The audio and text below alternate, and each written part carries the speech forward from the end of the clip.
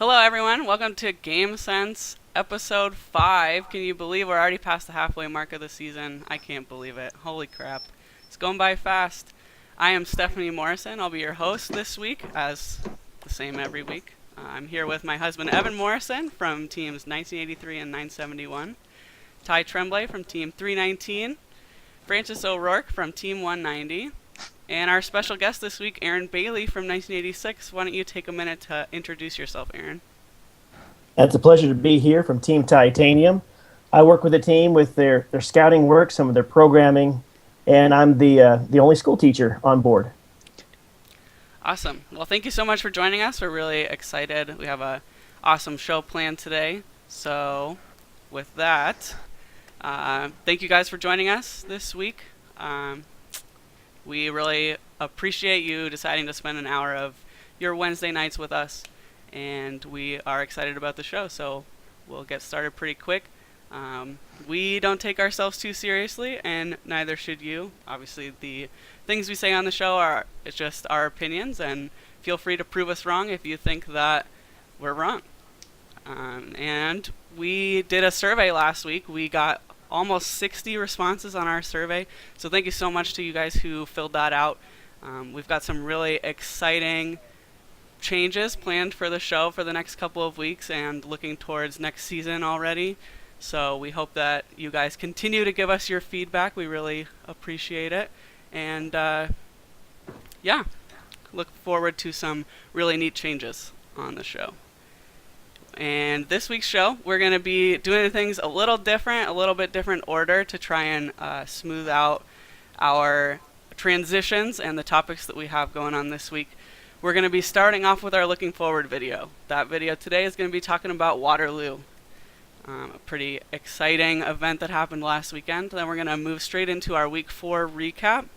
We're going to be talking about ball possession and some things that we saw creep up last week and the week before. And then we'll move on to community hot topics, which we're calling rough and tumble this week. We're going to be talking about robot damage and defense and how that's been changing over the last couple of weeks. We'll move straight into talking about week 5 and the resurgence of catching that we're starting to see. Then we'll do our Q&A. We've got some great questions lined up. And then we will do our by the numbers segment.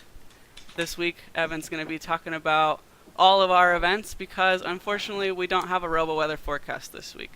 Naveed and Dave have been really busy and it takes a lot of time to put that together, so we are looking forward to seeing what they come up with next week, but unfortunately this week we don't have one. So then we're going to be doing our We Pick 'em to finish the show, and it's going to be a little different this week. We have a new style of We Pick 'em based on some of the feedback we got on the survey that we're implementing already. So each of us is going to be doing our own event this week instead of all of us making predictions for the same event.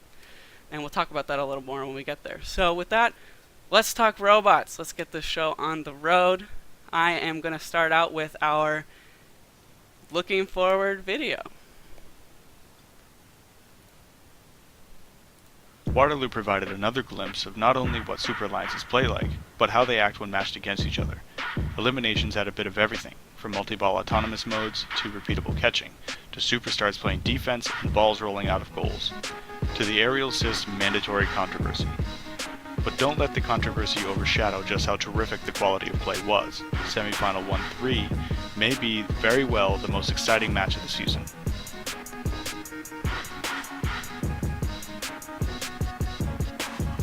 The best opportunity to slow the tempo of the game and shut down your opponents is to block the ball away from them. Waterloo refs were often muddled in G12 calls. It's not a coincidence that the alliance that put the ball on the ground the least ended up victorious. It's incredibly difficult to shut down these elite caliber machines once they have control of the ball. Between bumper-to-bumper passing, catching, and trusting to the human player, the number 2 alliance assured they had positive control of the ball through virtually the entire tournament.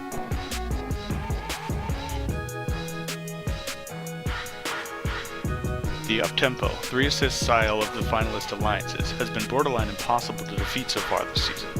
Opposing alliances usually have to cut assists or chase out a position in order to slow down the pace of the match.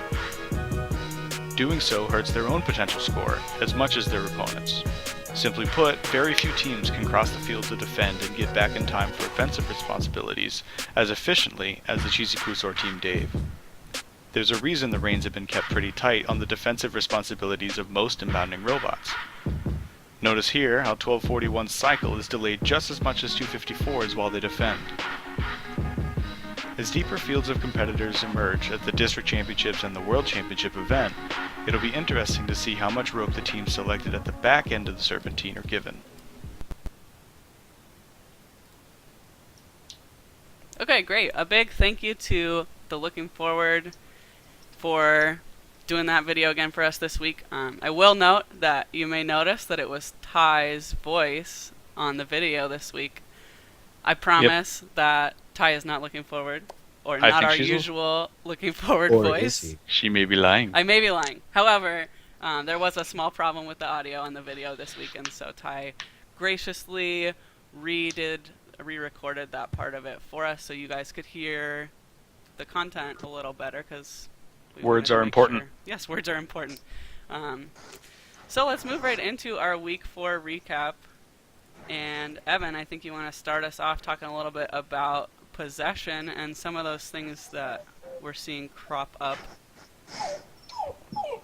Yeah, definitely. The possession rules started off complicated and really only got more complicated. There's been some stuff that got added, and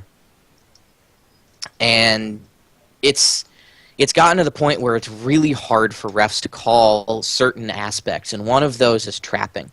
And we saw it get called at Waterloo in semifinal 1-1. I think Dave has a link to that video. We just saw it in Looking Forward. But 11-14 at the end is boxing out two blue robots from getting their blue 3-assist ball from going into the goal. And, it's a really borderline call as to whether it's trapping or not. Some could argue that there was space for a robot to get in there and get the blue ball, and some say, well, but they were effectively preventing anybody, therefore it's overt isolation, and that counts as a possession. And an intentional possession which netted them a tech foul and lost them the match. Now, the other important thing to remember is they had to do that, because it was at the point where if they didn't do that and that ball was scored with the 31 points, they lost the match anyway. So I refuse to believe the 11-14 didn't realize that there was a risk in them doing that. They just understood that they had to take that risk, and if they got the tech foul, they lost, but if the ball scored, they lost. So just see what they could do. But there's other gray areas too, like if robots just, bumps the blue ball, the opponent's ball, and there's been some inconsistencies on whether or not it's being called, possessions are being called the same, whether it's your own ball versus your opponent's ball. A lot of people have seen stricter calls on possessions for bumping and pushing on opponent's balls that normally wouldn't get counted as possessions if it's their own ball. So there's some of that. In addition, I think we also have a video from the Dallas Regional a couple weeks ago. This was a question that was a Q&A question that was sent in. We mentioned last week we didn't have time to get to it, but it's really relevant now. It's actually almost the identical situation where there's a possession technical foul that's awarded via trapping. And the question, I don't know, Stephanie, do you want to read off the actual question and who it was from, just so we get that in there? Yeah, absolutely. The question was from Paul from 3320, and he actually has a follow-up question for us as well that I'm going to read. So he says, I attended Dallas as a spectator this past weekend and saw a call in the quarterfinals that confused me.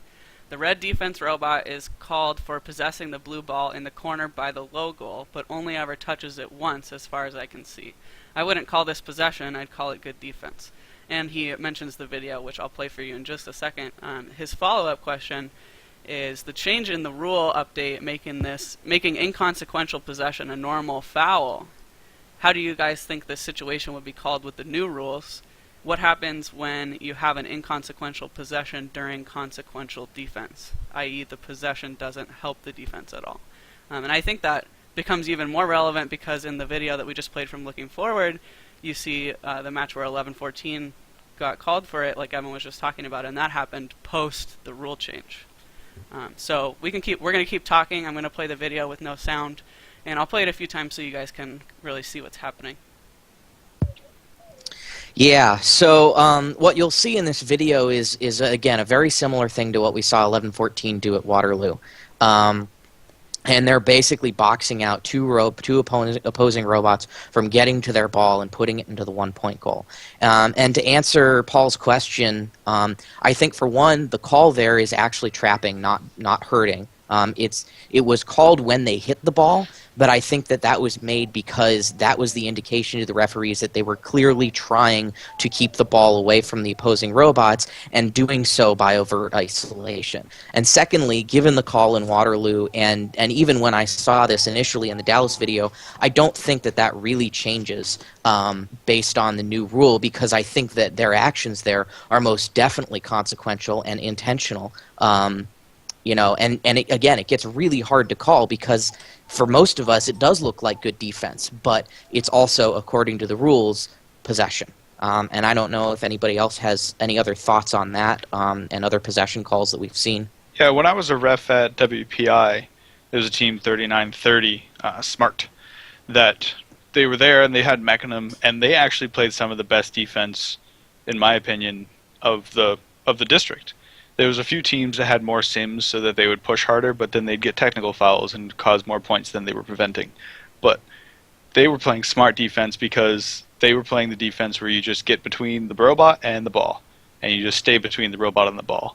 And eventually I had to go and, it started getting closer and closer as the ball was getting into the corner of the goals, that they'd stay between there, then the robot and the ball, but then at some point there wasn't a theoretical path. There was no space for a robot to go get that ball if 3930 were to be e-stopped or something like that.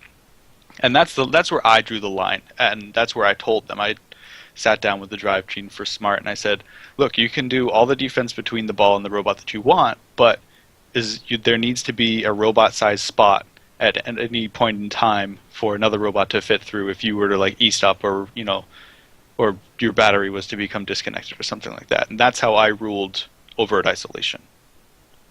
Yeah, I echo what Ty is saying. It is incredibly difficult to call the possession call in the heat of the match, and it depends on, I hate to say what kind of a referee you are, but sort of how you want to call a match, right? And don't forget, all of these referees are different, right? There's no one set of referees that just goes from event to event to event and does all these things. So they're each going to interpret the rules their own way, just like real referees do in the real world, like in baseball or football. But possession is possession by trapping. In some cases, is very blatant, especially when it's up against the corner goal, like we saw here. Whereas there are a lot of other calls where you could sort of go either way, which I tended to not call. But I don't know. I saw those videos, and as a referee, I could have agreed with them if they did call it, and I could have agreed with them if they didn't call it.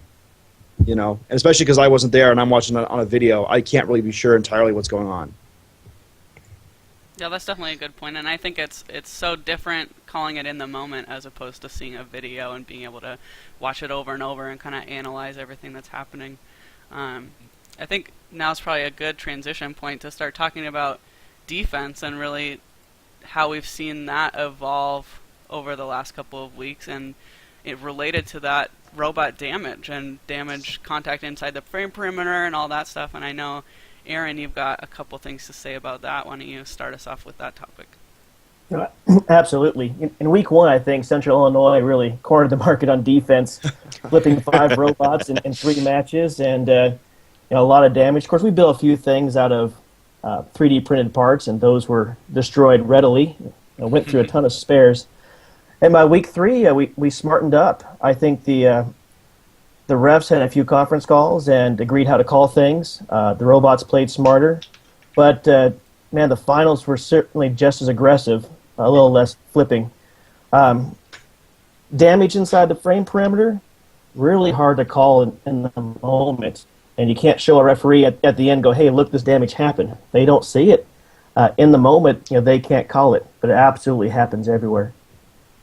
Yeah, Aaron, did you notice that there was a massive change between the way the game was played between quals and eliminations? When I competed at UNH with 319, and in qualifications, in our last match in qualifications, when you expect everybody to be up and running, we put up our highest scoring because we literally weren't touched by any other robots. And then as soon as elimination started, we got destroyed. And I was wondering if that happened to you. Yeah, that was really common. In that last qualification match, everybody's trying to show off for the scouts. They're looking for assists, they're trying to trust. Even if they're not good at it, they were trying that. You'd think they'd show off their defense, because that's what we were picking for our last picks, to make an inbound well and do defense. But they're still trying to show they can trust, even if it doesn't work. Yeah, and one thing that that I've noticed is that it's also, despite all the rules that they're putting in place, it's still all judgment calls, and it's just even gotten more and more judgment calls with the changes to G28 and the changes to G27. And sometimes it's getting called and sometimes it's not. I think our mods, Dave and Naveed, have a video from Sacramento, which has been talked about a little bit on Chief Delphi, but there is defense where intake out, clear contact inside the frame perimeter during defense, and it's not getting called. And the referee's reasoning was essentially that if there wasn't serious damage, he wasn't going to call it.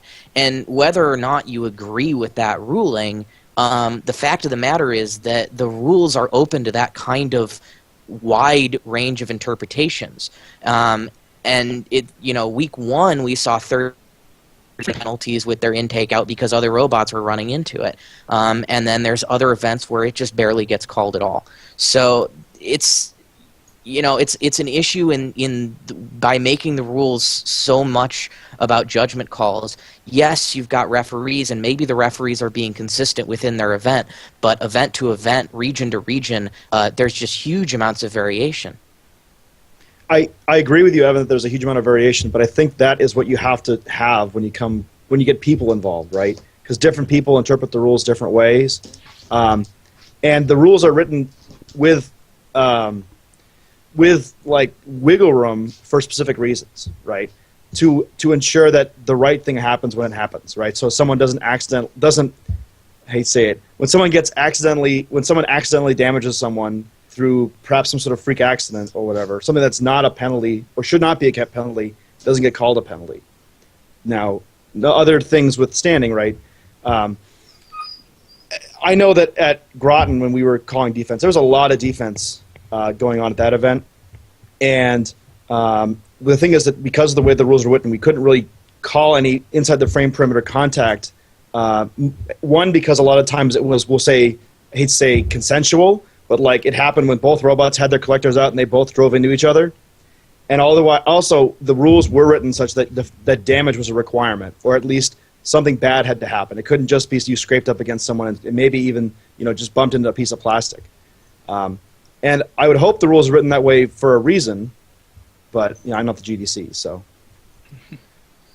Yeah, one thing I also want to add to that, and Aaron, I think you probably have some thoughts on this, but I don't know, you watched Waterloo. I don't know if you saw the match where 1114's stick got broken off, but there's kind of been a bit of an uproar in the community about this, about 1114 gets a tech foul because they're outside the 20-inch rule, and there's no leeway in that rule. But it was broken by, as Francis said, what could be called consensual contact. Yes, one of the robots was outside the frame perimeter, and during an earlier event, that would have been a clear tech foul on 1241. But because of the changes about who is or isn't playing defense, then it starts to look like, well, 1114 is playing defense, and they ran into 1241's intake while it was out, and stuff snapped off. But the penalties still aren't equitable. Yeah, that was a pretty hard hit. 1241 leaves the ground slightly when you play that in slow motion. When they come back in, they're clearly going for the ball. And things getting broken off has always been a strange rule. If it completely leaves the robot, no penalty. Field debris, we don't care. If it stays attached, oh, that's a huge penalty. Hard to understand. Hard for kids to understand that. I think it's hard for anyone to understand that. Yeah, but you can see as flawed or logical as it is, the reasoning behind it is, say a team wanted to catch, I don't know, a 24-inch diameter ball that was coming from 6 to 7 feet into the air or something, and then they had to do it with a robot. All they wanted to do was catch. They'd put the biggest friggin' net on there that they possibly could, and then they put it on with bubble sticks. Yeah, I was gonna say bubbles with bubble gum and popsicle sticks, and it falls off, and then it gets all tangled in other robots, and that's like their worst case scenario. But with how far First has come with COTS items and help through the community, that I don't know if that warrants a 50-point technical foul for accidentally breaking your own robot. Yeah. So I think that the key to the situation, and again, I wasn't at Waterloo. I saw the video, and I was not a referee there. I will preface it by saying that. The key to this whole situation regarding 11-14 in them is someone somewhere along the line had to either make one decision or another. They had to make the decision that the rules are written as they are, and there is no room for wiggle, and they have to be adjudicated the way they're written. Or you have to take the rules and apply what happened in real life and your own common sense, and then apply them in a way that works and is fair. Mm-hmm. And honestly, I think they applied it the first way. Mm-hmm. I don't think that what happened was a good thing, and if I were like a referee there, I would not have made that decision. But on the other hand, the referees are going to get fire for it either way, because you've got people on the other side that are saying, but the rules clearly state this, and you've just blatantly ignored them. Well, the thing with that is... And understanding that it's common sense, but still, it's a slippery slope. It can be, but I would, as someone who has refereed other events, and I can only say as a fan of other sports that have referees, that, if you were that strict to the rule, they say that in football, there's a holding penalty on every play, but only some are worthy of being called. And at some point, the referees, who are people and are people for a reason, have to make the judgment call, which is what their job is, to make the fair ruling. Right, but on the same token, it's the last play of the tied Super Bowl, and there's a holding penalty. You have to call it, right? Because it's the last play. So this is you have to make the fair call. Right. This is the third match in the semifinal, and there's technical fouls flying left and right. So you can't just ignore one thing because he didn't mean it. You have to be a stickler at that point. I guess we have to agree to disagree on that one, but it's just me. I mean, it's a tough call, and again, this is something that the referees are being asked to do pretty much at every single event multiple times, is make the decision of whether or not to enforce the rules as would make sense or enforce the rules as they're written because they're the rules and they're written that way. And we've also seen the rules change significantly in team updates in what the intention and how they should be called, even though the wording may or may not change very much. And that's thrown a wrench in things too, because now a referee doesn't even have the same rules from maybe their first event to their second. They've literally been told to change the way that they're calling this because the rules changed. And that makes things just even that much harder. Yeah. I mean, but you're also... Oh, go ahead. Things. Go ahead, Aaron. That you follow the rules to the letter and then tell First, see it work, let's go back and change it. Yeah. I mean... That's a way to do it, but if I were the team that got made an example of, I would not be particularly happy. You know what I mean? Yeah, absolutely. Yeah. But it's also, I mean, Francis, you're talking about, using common sense and making it fair and all that, and I agree with you on that token, but when it comes down to the fact that, say my bumper cover sags on my robot, and I'm at an event, and my robot's disabled because they're following the disabling rules for illegal bumpers, and that, that's fair. They're following the rules there. But if I go to another event and the same thing happens and I don't get disabled because they just aren't following those rules, they aren't calling those rules there and disabling robots at that event, I don't see... I think it's good to have calls be consistent across an event, but it's not fair in general to have some referees calling rules and some referees not. Yeah, you're absolutely right in that regard. And I guess perhaps trying to analogize it with sports is a poor way of doing it, because in sports you have there have been thousands and thousands of football games. And there are thousands and many more millions of plays that happen. Where in first, it changes every year, and the rules change every year. Yeah. So the safest way is to fall back onto the letter of the rule, especially when the rules change, not only within the season, as Evan mentioned, but year to year, completely every single year. So, I mean, like I said, I wouldn't crucify anybody for what got called, but I would not have made that call. Yeah. Well, we're talking about rule changes, so why don't we start talking about game changes? Let's move on to Week 5. We've been seeing some pretty different gameplay, I think, as the weeks progress. Starting with this last week, kind of a resurgence of the catching that we started to see in Week 1 that kind of like went away. Ty, why don't you talk to us about catching? Sure. If you guys watched Waterloo, you saw 254 and 2056 team up and start catching, throwing it over and catching it. And that worked well for them because nobody stopped them. And, you know, that's why I think that catching made its resurgence, as in it came back at Waterloo. In Week 1, they had catching because they hadn't quite figured out the game yet. You know, now we know that possessing the ball for as long as you can from end to end of the field is most important. So if you can knock that ball out of the way or make it so a team has to go chase down the ball, then you're reducing how much they can score. And teams figured that out in Week 2 and Week 3. And then Week 4, it just so happened that 254 had the perfect shot. 2056 had this 6-wheel drivetrain that they stuffed right up against the sidewall, and there's really only one or two directions that you can hit them in order to prevent that catch, and they present a huge front-to-back target. So it was just a matter of a big catching target in the right position with two of the best teams in the world, and even then, they only caught 3 or 4 times during eliminations? And they abandoned the strategy in finals as well. And I don't know if that was because preemptively they thought that it was just not gonna work against that alliance, or for some other reason. But they ended up switching roles between 254 and 2056 on who got the front zone, who got the back zone for finals. But lest we spend all of our time talking about Waterloo, I do want to mention that at Great Lakes Bay region, and I didn't actually get to watch any of the matches there, but I believe 33 was also attempting a catching strategy there. Not quite as successful. Again, I'm not sure why, but I do know that they were making some catches. So certainly we're seeing some resurgence, especially from robots that are specifically designed with these big catchers. Yeah, if they're going to let you get away with it, take the 10 points in the faster cycle. It's obvious, right? Yeah.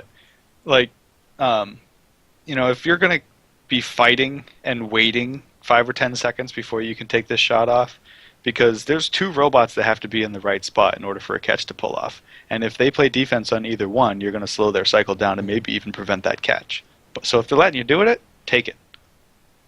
I think, Ty, you hit on a very important point, especially for this next week, is that catching will happen more often when there are people that can shoot more reliably and shoot to a set location.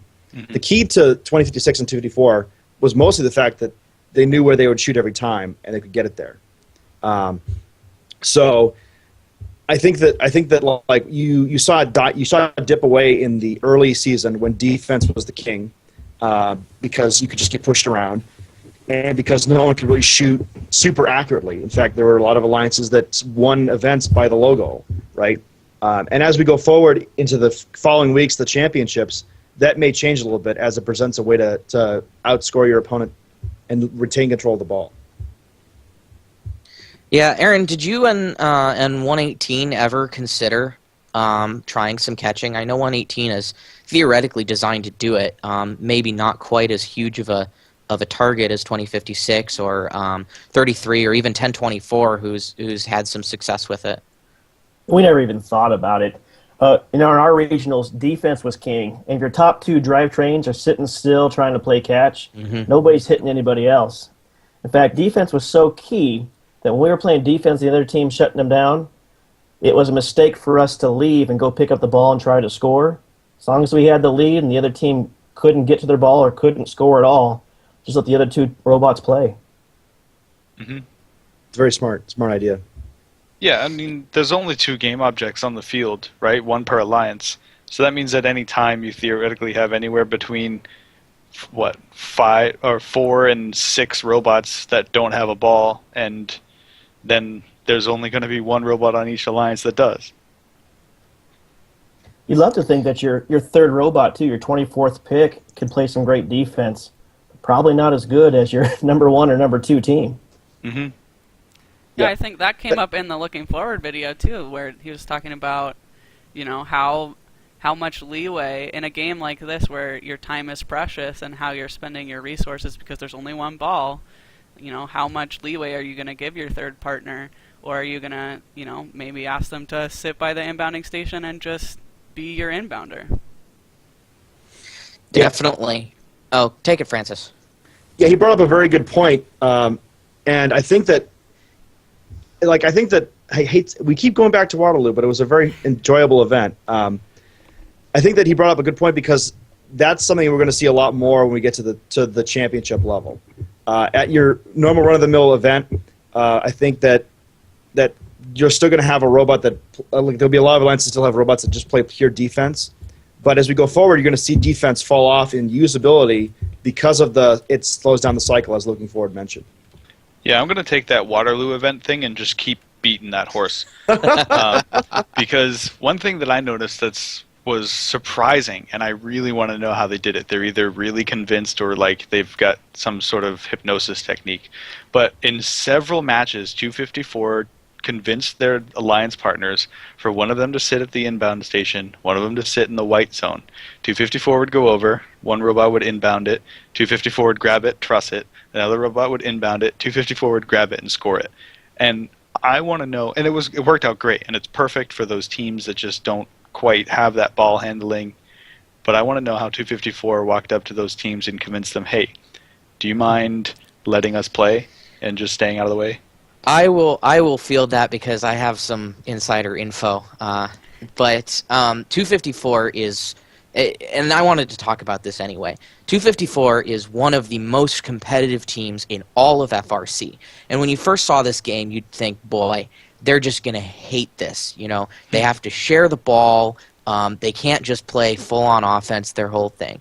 But it's worth mentioning that they are also the 2004 National Chairman's Award winners. And they're that way for a reason. They went into Waterloo wanting to win badly.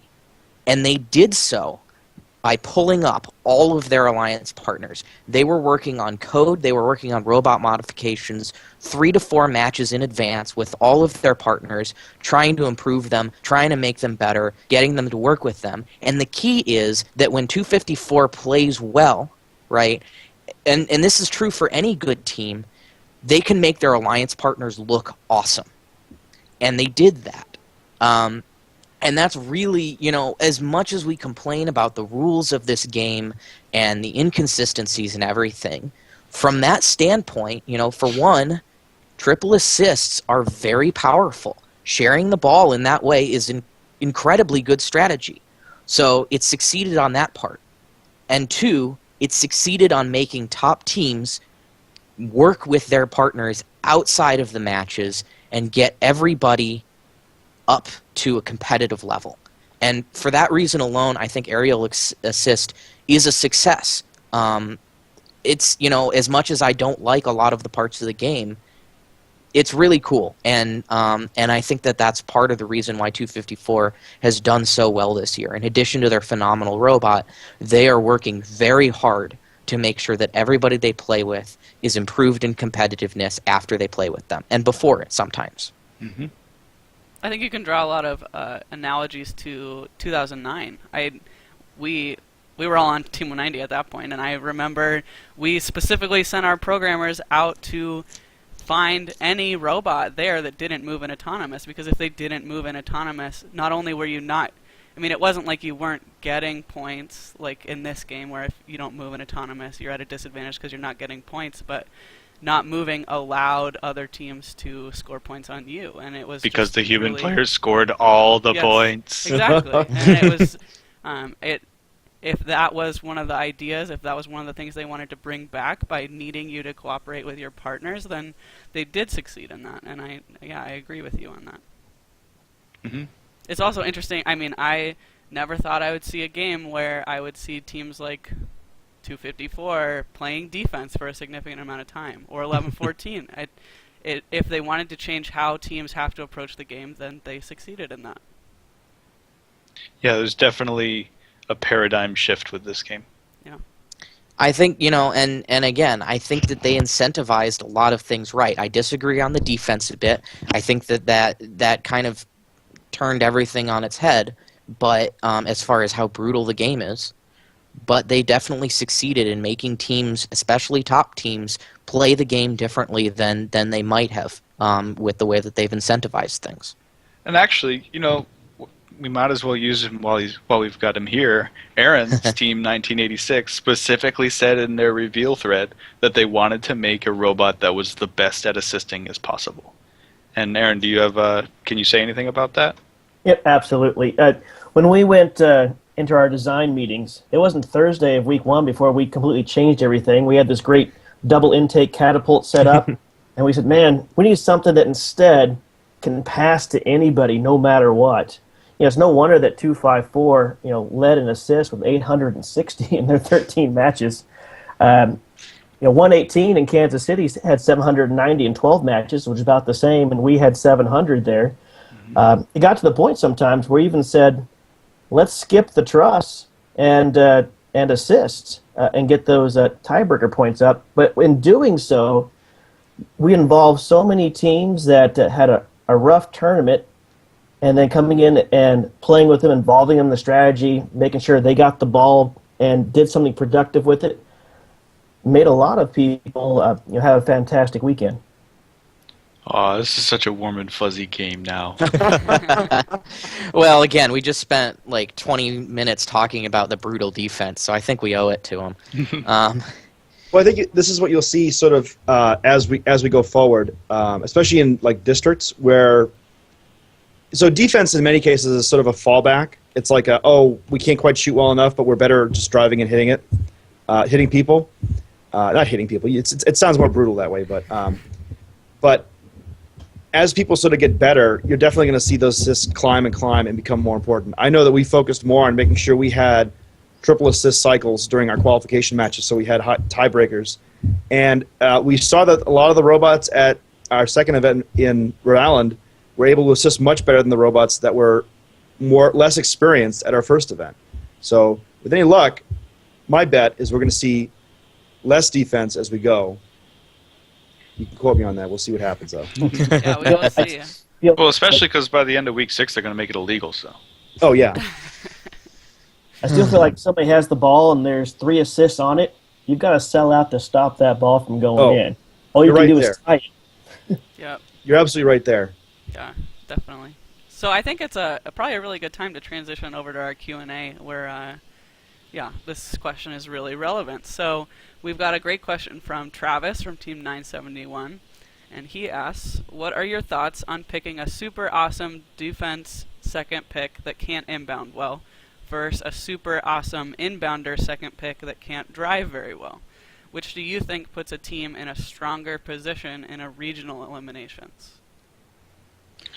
Me first. I want to go. All right, go for it. Take it. So Yes, Ty. I'm just going to speak from my team's point of view.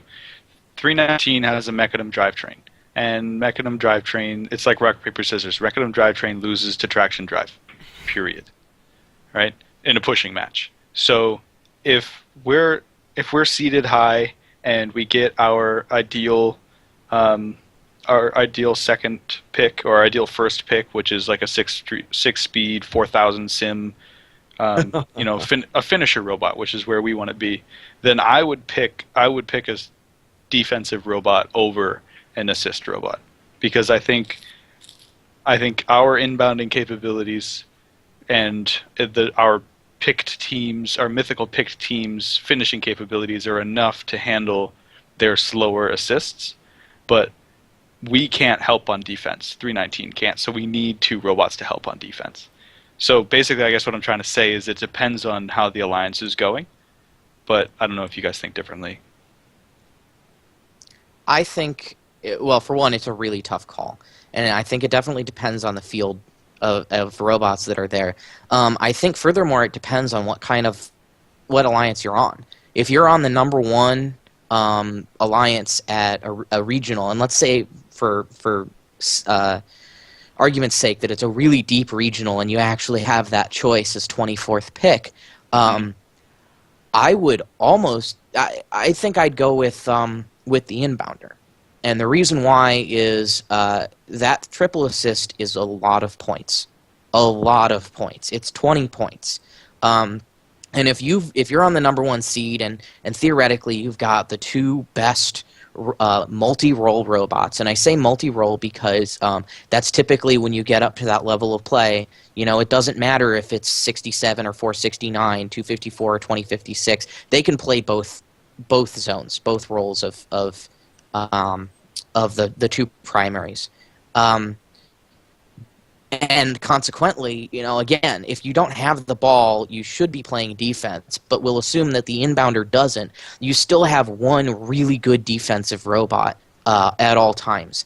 And I think shorting yourself those 20 points every cycle is a really big risk against an alliance, because if you don't stop them, you have no way to catch up. You cannot do it.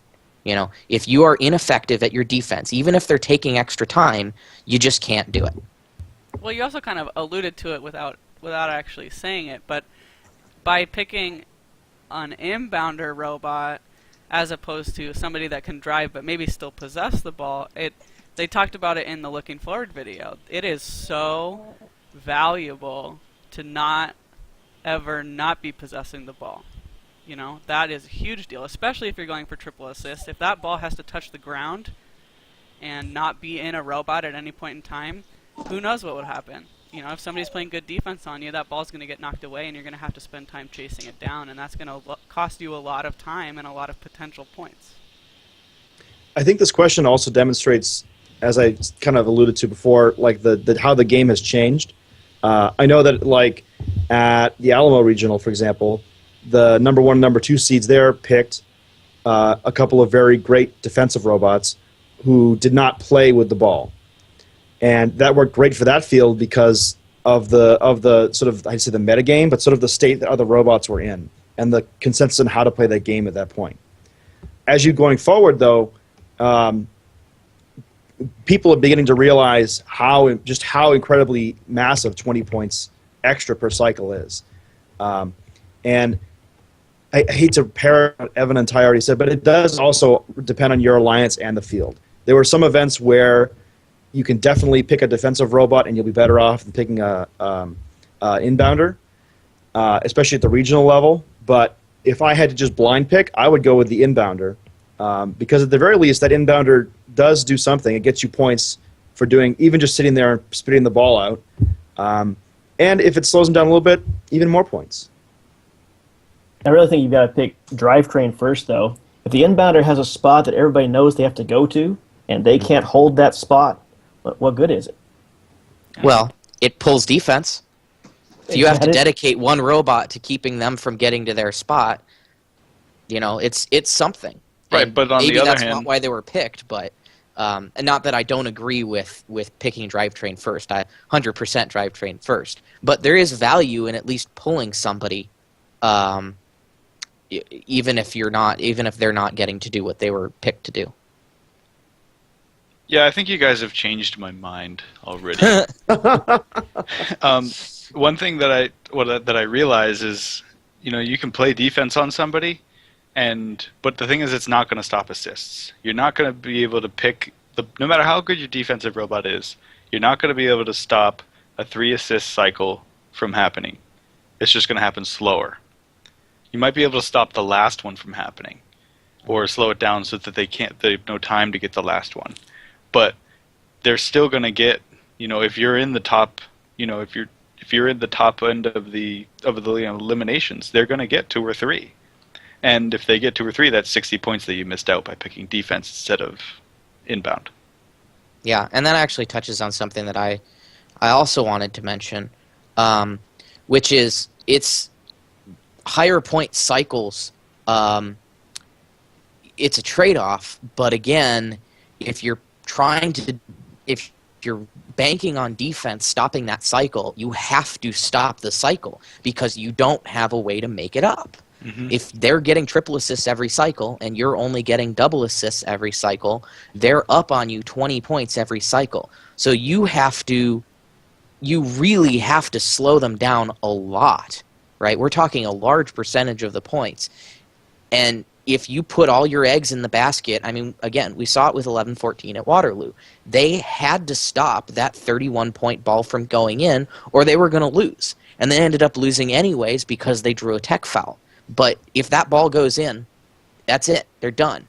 But if it doesn't go in, then then they eke out a win. I personally don't want to bank my alliance on that. I want to bank my alliance on at least having the ability to put up as many points as any other alliance on the field. Yeah, that's a good point. I think another thing that makes this question so interesting to talk about and hard to pick one is how many areas have gone to districts. How many events you see 30 teams, 28 teams. You're talking 4 robots don't play in eliminations. You might not get a choice.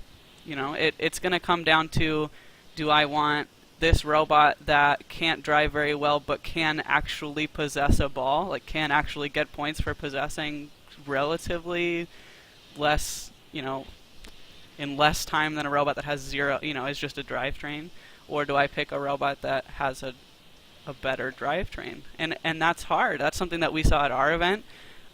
You're talking, 4 teams don't play eliminations, like I said, but you're also talking those teams down there, they're not going to have more than 2 sims on their drivetrain, right? And that's something that comes into play. And, you don't pick mechanisms for defense, but on the other hand, I would pick a mechanism drivetrain over a 6-wheel drivetrain that only has 2 sims, because at least I know that the mechanism drivetrain has 4 sims on their robot. And that's sometimes, we've noticed it in the Pacific Northwest, when you've got these really small events, that's sometimes what you're picking. Yep. So it definitely changes depending on how big an event and how deep it is. Yeah.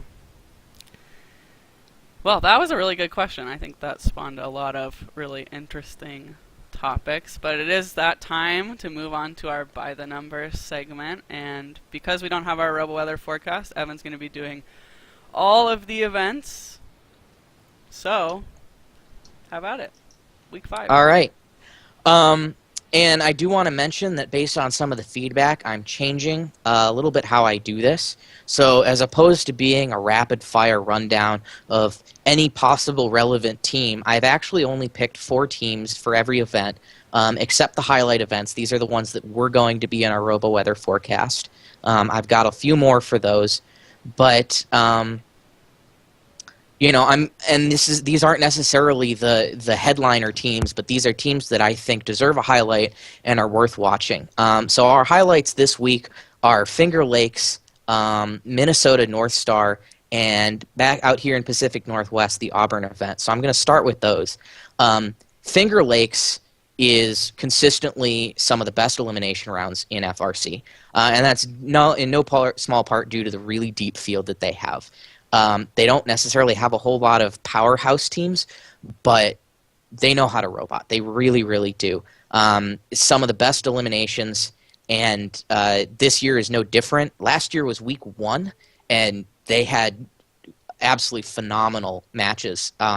This year, we got a lot of teams coming in with multiple events under their belt. Rocketeers, Team 20, and 1126 Sparks are the first 2 highlights that I'm going to mention. They won the New York Tech Valley Regional together.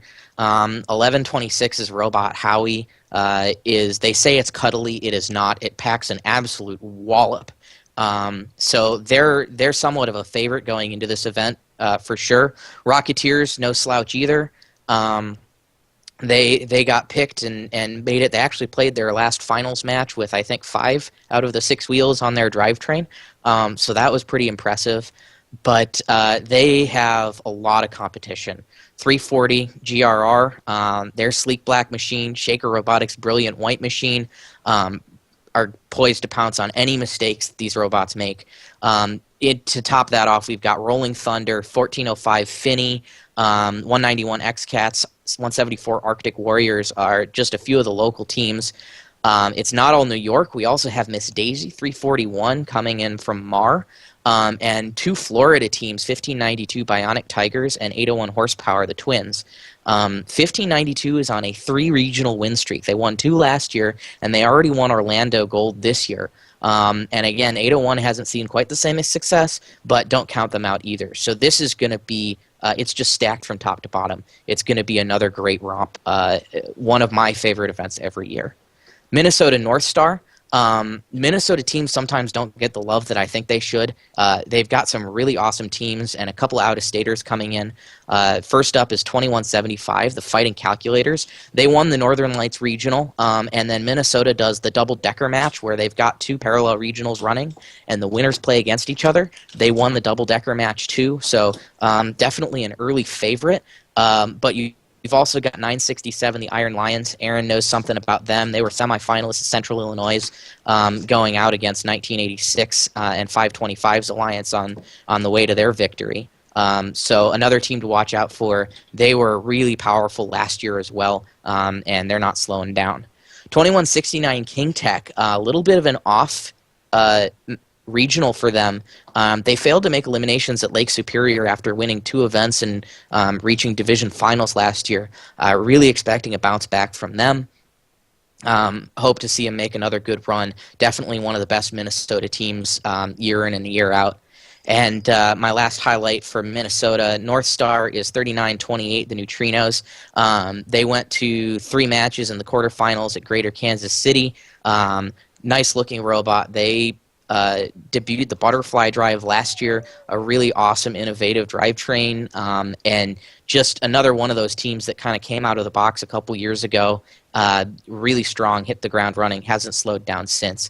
They're part of an awesome field at Minnesota North Star. And then out here in Pacific Northwest,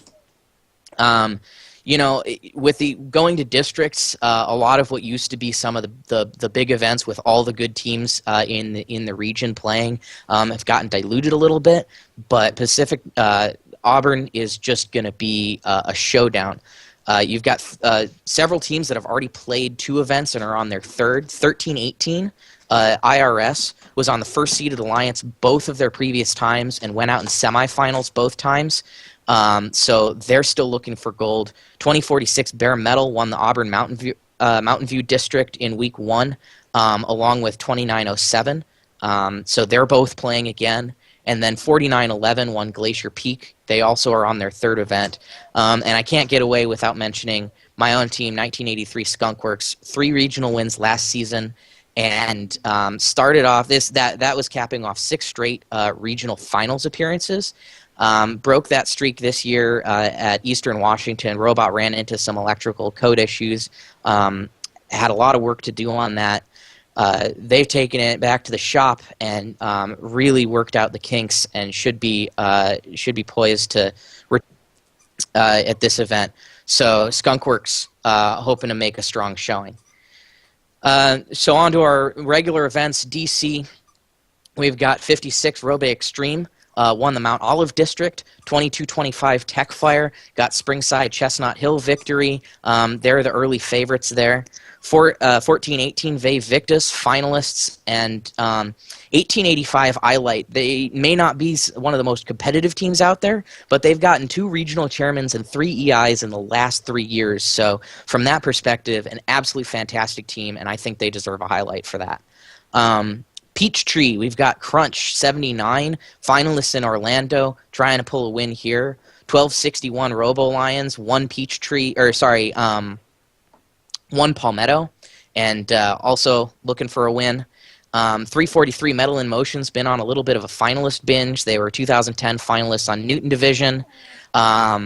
2011 double finalists, 2012 double finalists. Didn't pull anything last year. Trying to get their first win in many years. And of course, 24-15 Wired Cats, Dallas quarterfinalists against the eventual champions of 148-359. And last year's Archimedes #1 seed and finalists. So some really strong teams at Peachtree. Hawaii, Mort is coming all the way out from New Jersey. That's Team 11. They're joining up with 359, the Hawaiian Kids, who already has 2 regional wins this year, looking for a third. They won several events last year, certainly the early favorite, not to be underestimated. We've got 369, Kikamana is back. They took a hiatus last year, but certainly one of the original and one of the strongest teams in Hawaii, with another great-looking robot. And 3008, the Falcons, defending champions here in Hawaii, Alamo champions earlier this year, and should be awesome. Let's see. Next up is Minnesota 10,000 Lakes, the other Minnesota event. 2052. Nightcrawler won 2 events last year. Already won Lake Superior this year. Looking to keep adding on. And 2502, not to be confused with 2052. 2502 Talon Robotics, Northern Lights champions already this year. They were finalists here in 2013, trying to keep up a strong performance. 3313 Mechatronics from Lake Superior regional finalists. They won last year. They're trying to stay strong and pull out a gold here. And then 3244, the Granite City Gearheads are defending champions here and trying to hold on to that title. SBPLI Long Island Regional, we got 263 Sachem Aftershock quarterfinalists at Buckeye, trying to make it a little deeper into the tournament. 358 Hopog, the Robotic Eagles, always a favorite here. They're defending champions, also regional chairman's awards.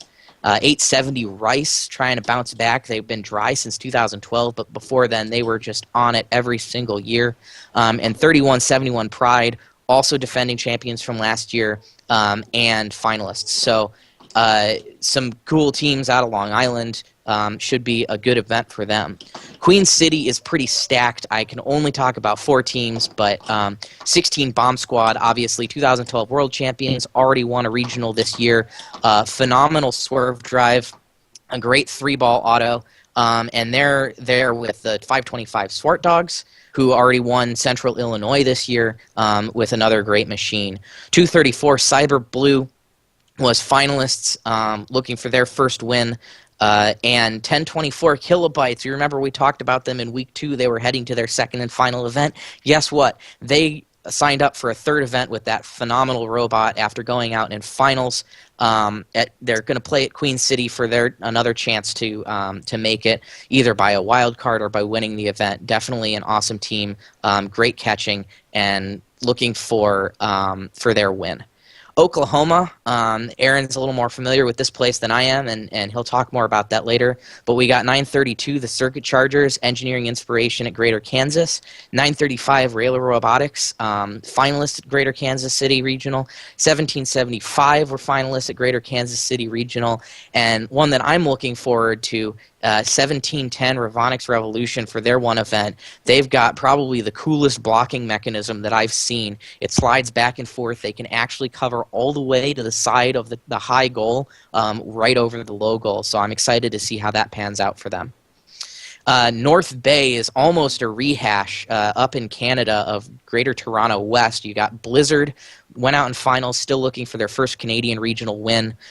They're going up against 610 Coyotes and 1310 Runnymede, who pulled off a 3-match win at Greater Toronto West. They're certainly favorites heading into this. Don't underestimate 1334 Red Devils. They were the Waterloo Chairman's Award winners. Great robot last year. IRI winners, I believe, and another solid entry from them. 2013, the Cybergnomes. I loved their robot from the beginning. Really hoping to see some fantastic play from them. Greater Pittsburgh Regional, Delphi Elite still looking for a win with their machine out of 48. 836, the Robo Bees. Another great team. They've been winning consistently the last couple years. They were finalists already this season. 1218, Vulcan Robotics, a favorite of mine. Haven't gotten a win yet, but expecting some great things out of them. And then coming in with a championship already, 1501 Thrust, St. Louis Regional Champions, looking to continue their streak at Pittsburgh. Smoky Mountains, we've got 3824 Rohoctics, Palmetto Champions, defending champions here at Smoky Mountain. Great Tennessee team with a phenomenal 3D printed robot. They've got suction and wheels on it. Super cool. Looking for good things from them. 4265 Secret City Wildbots, defending champions, playing their second event here, I believe. Another really awesome looking robot from them. They've got their CAD down to a science, just a cool machine. And 931 Perpetual Chaos lost in 3 quarterfinal matches to the St. Louis champions, looking for a little more here. In New England District, we've got Northeastern 125, the Neutrons, won the Rhode Island District event last weekend, and this is their third of 4 district events. I cannot believe that they're going to 4. I don't know how they do it, but a phenomenal machine. Also favorites here, 3467 Wyndham Windup, UNH champions from the number 3 seed spot, I believe. And they have a really unique machine with their linear shooter that's not like any other linear shooter you'll see this year, but it works well for them. Dual-sided pickup. 237 Black Magic was finalists at Groton District. They're also hoping to get a win here, make their way as into the district Oh, I think we lost your mic, Evan. my finalists. They've been catching since the first. Hello. You're back. We're back. Okay. We're good. Sorry about that. Guess my microphone flaked out on me. 2084 Robots by the Sea, Granite State semifinalists. They've been catching since week 1, so with this resurgence of catching, definitely excited to see how they'll do at Northeastern. In Hartford, Aces High went out in the finals at UNH in some tight matches. They're looking for their win. Bobcats 177, Granite State District. This is their champions. This is their first district or regional win since 2006. Good to see them getting back to their winning ways. Definitely earning their spot to the district championship and looking to tack on another gold before then. 230, the Galehawks won Groton District, and 558 Robo Squad won Southington. Both of them are really, really good robots. In Michigan, Livonia, 2851 Crevolution, Escanaba finalists. Hoping there's actually a lot of finalists at this event looking for their first gold. 548 Robo Stangs were finalists at Howell. 280 TNT finalists at Centerline. But 314 Megatron Oracles, great shooter. They won at Kettering, and they're trying to tack on to that. In St. Joseph, 27 Rush walked away as finalists in Howell. Also took the Northern Lights Chairman's Award. They have a great yellow machine this year. 2377 Engineers Kettering champions. 2474 Excel Southfield finalists. And 2959 Robotarians, Boilermaker finalists, and double finalists last year trying to break that streak. In Waterford, obviously you can't get away without mentioning 67 and 469, 2 of the best robots and teams in Michigan. But we also got to mention 68 Trucktown Thunder, won the Great Lakes Bay District. 1718 Fighting Pie, number 1 draft pick at Centerline, went out in the quarterfinals in some tough matches, but they won 2 events last year. They're trying to get back into the swing of things. 2137 Torque was the number 1 seed and went out in the semifinals at their last event. They're trying to pull off the same feat again, but get the gold this time. And 3539 Biting Bulldogs were this far into the season, and this is their first event. They were last year's district championship winner, and looking for another good machine from them. Pacific Northwest, the other event this weekend is Central Washington University, not to be underestimated. 4125 Confidential and 4061 Cyborgs teamed up as the number 1 seed at Eastern Washington University. They're both going to be here, both looking for another win. 1595 Dragons and 4980 went out in the quarterfinals with us. 1983 at Eastern Washington. Both of them have some awesome machines. 4980 was also the rookie all-star. Great team, great robot. Expecting them to both find their way into the district championship after Central. And in Mar, we've got Bridgewater Raritan 75, the Robo Raiders coming in with a win. 2607. I have to apologize to this team. I said that they were going to be the 3rd pick in the first we pick them. They ended up seeding in the top 8 and then going to Virginia and winning the event. So I clearly underestimated them, not doing that again. They're a favorite coming into this event. And 1089 Team Mercury, finalists at Lenape Seneca. And lastly, 1676 Passac Pioneers.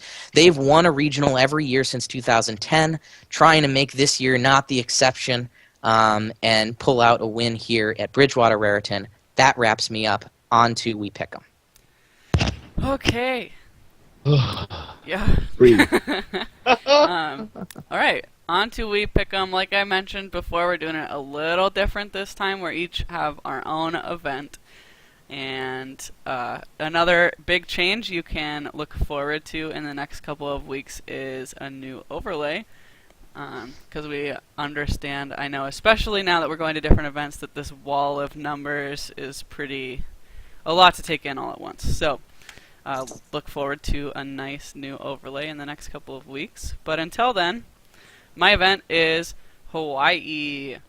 I have a lot of confidence in 359 to seed number 1. They've won 2 regionals already. They have an awesome robot. I really like their design. It obviously works really well, and I think that they will continue to do well at this event.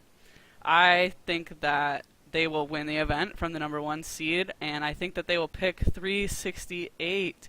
They didn't compete last year, but they've been one of my favorite teams since I started first. They were one of the first teams outside of the Pacific Northwest that I saw, and yeah, I think that they're going to come back really strong. They posted a picture on Chief Delphi today, and so far they're not disappointing me.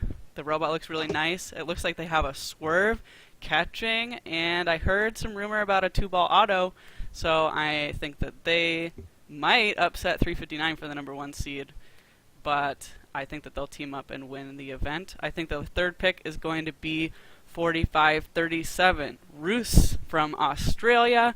They won Rookie All-Star at Hawaii last year and went to the championships, and I know from experience that going to championships as a rookie can really put a fire in your belly as a team, and I think they will benefit from that and come out pretty strong at this event and be a really nice 3rd pick for that alliance. So we'll move on to Finger Lakes with Evan.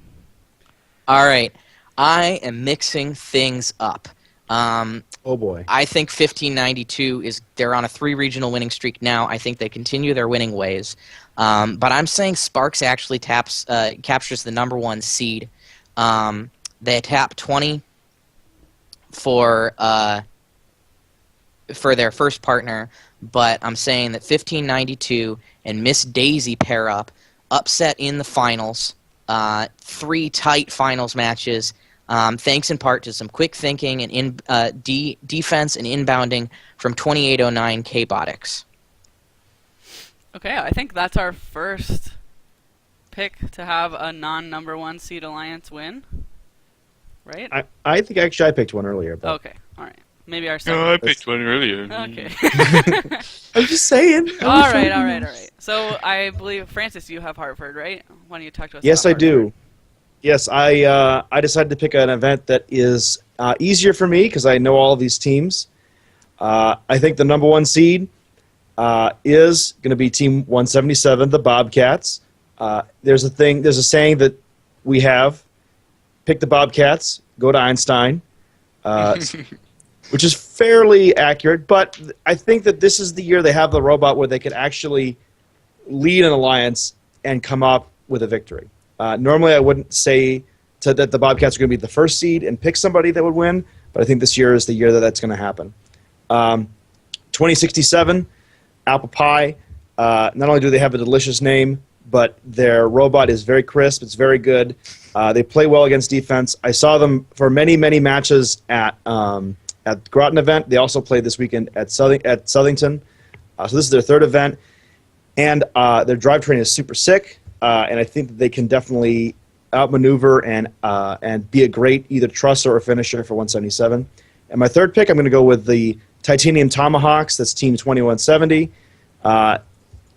Picking a third pick's always a hard thing to do, especially from the number 1 seed, because you have no idea who's going to be left. I think these guys have a robot that will fit well with the strategy that 177 and 2067 will want to play because of their design, their ability to pick up easily and spit it out easily, and also drive around and hit some people. But I wouldn't be surprised if they got picked earlier and didn't manage to get on this alliance. So that's my take. All right, tie with Northeastern. I will change All right. your overlay so that you have the teams that you actually want. My third pick was going to be 157, but then I realized that they're going to probably seed way too high to end up being in the 24th pick. So I had to change who I was going to pick. So I'm going to start off by saying that 125 is the team to beat at this event. But the problem is they're also the team with the most questions, right?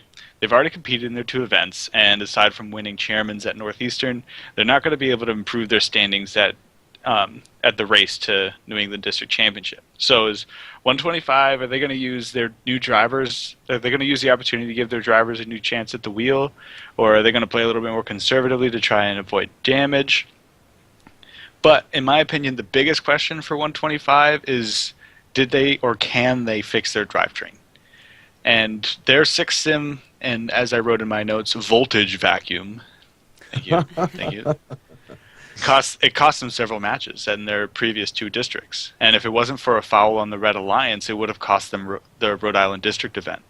They were literally, second match, they were behind. They had a 3-assist ball in their hands, or robot, and then they were dead. And they had to call a dead ball, and then they ended up losing by, I think, they ended up losing by 7 points or something like that, but won by 13 because of a 20-point foul. So if they can get their drivetrain fixed, they're going to be the team to beat, definitely. The problem is a drivetrain isn't the easiest thing to fix unless you have gears that have the same center distance but a different ratio.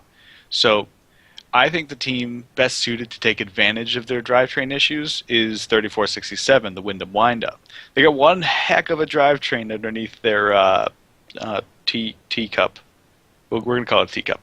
So they got a teacup, and it's one of those things you look at it and you're amazed that it works, but it works awesome. So I think they're going to seed first. They're going to be able to win a pushing match against 125, even if 125 doesn't shut down on their own. And they're going to pick 125 as their front man. Then they'll play the same truss or defense role that got them the victory at UNH, and they'll be looking to pick up a solid inbounder. It's like 2876, the double bots, to take them to the gold. 2876 has got this great over-the-head inbound. They just tilt up, grab, tilt down, pass off. So that's my picks. All right, the voltage vacuum, patent pending, Ty Tremblay 2014. Stay tuned for the announcement of when we are releasing that for purchase, right? Okay, we'll move on to Oklahoma with Aaron. All right, well, Oklahoma is an ice rink down there, so bring your sweatshirts if you're attending the regional. It seems like there's some fantastic teams in Oklahoma, but every year it's those teams traveling in from out of state that come away as winners. A 935 won this event in 2010 and 2011, and they already end up finalists in Kansas City this year. But unless they improve their shooting accuracy, I don't expect them to seed first. I have no idea how they stayed alive so long in the draft, though, in Kansas City, because that double autonomous was clutch, and I expect them to be the first one taken in the draft. So who's going to seed first? Hard to say, but 1775 is my pick. They won their first 10 qualification matches in KC and had a very consistent one-ball autonomous. They can trust, they can finish. One of the easiest spots out there, the human load, but they've got some competition. Up next, 352A is no slouch. I see them facing perhaps in the finals. Who's going to be left, though, for that last pick? So many great teams. 1448 won some engineering excellence last year for their climber. If they can translate that into an engineered excellent drivetrain and don't need to trust, just be able to get that ball from the human and pass it on, they're going to go on quite a distance to success here. So that's 1775, 935, and 1448. All right. Awesome. With that, that concludes our show for this week. So, Aaron, thank you so much for joining us. It's been a total pleasure to have you. You've generated some great discussion and had some great points. So, thank you so much for coming on for us. Thanks. I love the show. Happy to be here. Awesome. All right, Thanks. and to everybody watching, thank you so much for joining us again this week. If you're watching on the VOD, thank you for taking your time to watch that too. Please continue to submit your questions and any feedback or comments that you have for us, whether it be via Chief Delphi, Facebook, Twitter, or our email. All of them are at FRC GameSense at their respective websites. So we really value your interaction and really appreciate your involvement with the show. And stay tuned for those changes we're talking about. We'll be announcing some of them on Chief Delphi in the next couple of weeks, and some of them we'll just bring up on the show. So, let's go play robots. Let's have a great weekend. I know we're competing this weekend. I'm excited. I'm excited to see all of the robots this weekend. So, all right, let's go. See you guys next week. Bye-bye. Bye, y'all. Skunkworks, get to work. Yes.